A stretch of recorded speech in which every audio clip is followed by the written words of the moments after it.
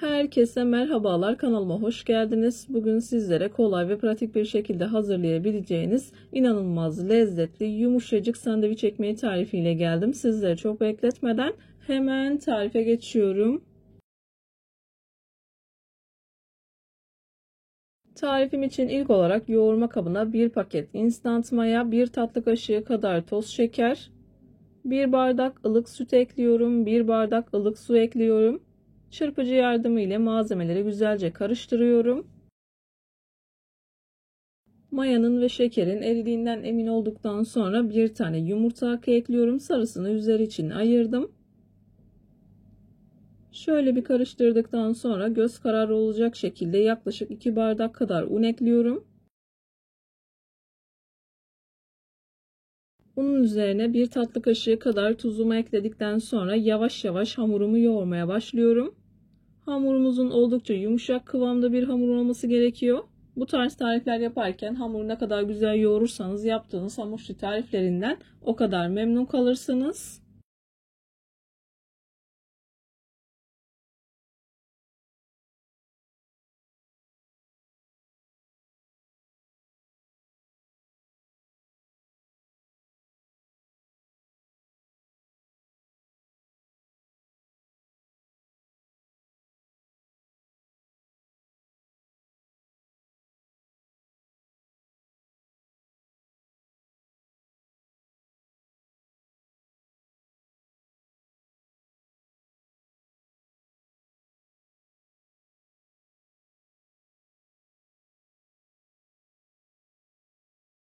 Azar azar un ilavesi yaparak hamuru yoğurmaya devam ediyorum. Tam da bu aşamada yaklaşık 75 gram kadar oda ısısında yumuşamış olan tereyağı ekliyorum.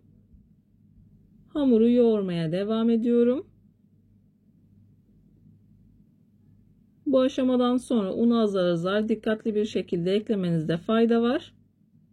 Yaptığınız hamur ne kadar yumuşak olursa, ne kadar özlü bir hamur olursa yaptığınız sandviç ekmekleriniz o kadar güzel olacaktır.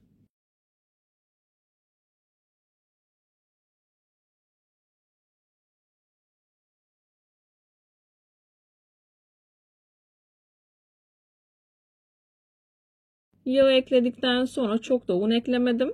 1 yemek kaşığı kadar un ekledim. Hamuru yoğurmaya devam ediyorum. Ben bu tarif için toplamda 5,5 bardak kadar un kullandım. Unun markasına ve kalitesine göre değişkenlik gösterebilir. Lütfen kontrollü ekleyin.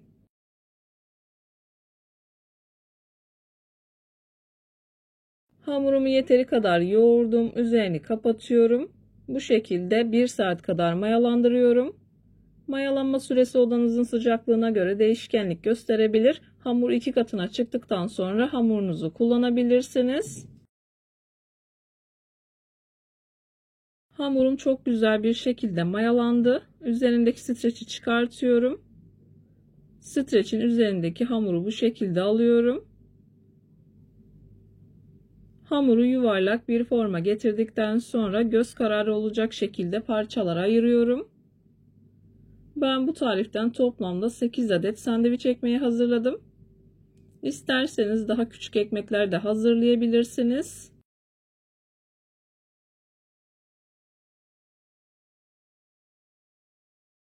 Videomu tam da buraya kadar izlediyseniz her zaman olduğu gibi sizlerden ricam yoruma kalp olur, emoji olur veya tarifim hakkında farklı bir fikriniz varsa bunu da benimle paylaşabilirsiniz. Ayrıca videolarımı sevdiğiniz kişilerle de paylaşarak bana bu şekilde destek olabilirsiniz.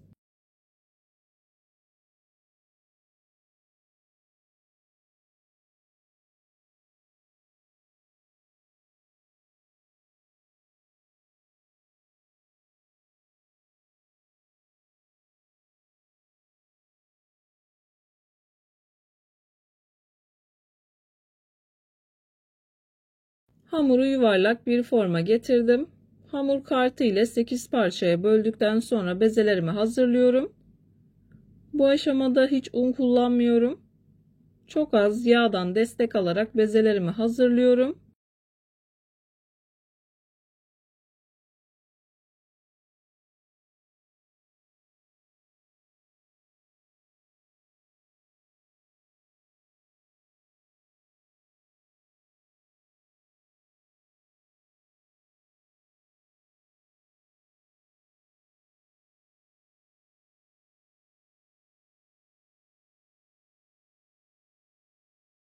Bezeleri hazırladıktan sonra hiç dinlendirme yapmadan hızlı bir şekilde sandviç ekmeklerini hazırlıyorum. Yağlı kağıt serdiğim tepsiye alıyorum.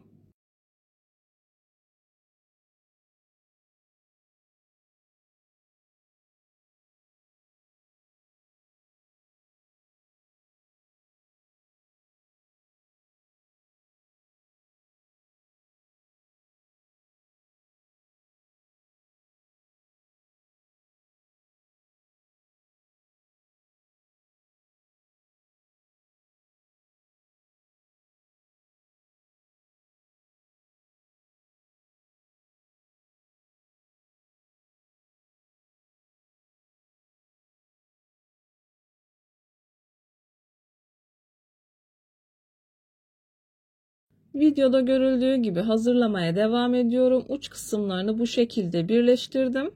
Yağlı kağıt serdiğim tepsiye aldım. 15 dakika kadar tepsi mayası yapıyorum.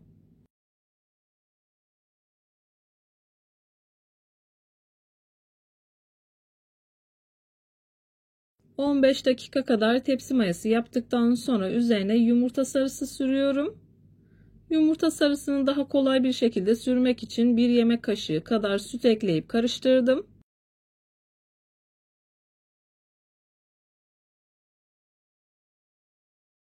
Yumurtanın sarısını sürdükten sonra üzerine biraz susam serpiyorum. Önceden ısıtılmış 170 derecelik fırında altı üstü güzelce kızarıncaya kadar sandviç ekmeklerimi pişiriyorum. Sandviç ekmeklerim fırından çıktı. Gördüğünüz gibi çok güzel bir şekilde kabardılar. Yumuşacık pamuk gibi oldular. Bana güvenerek tarifi deneyebilirsiniz. Tarifi denedikten sonra o değerli yorumlarınızı mutlaka bekliyorum.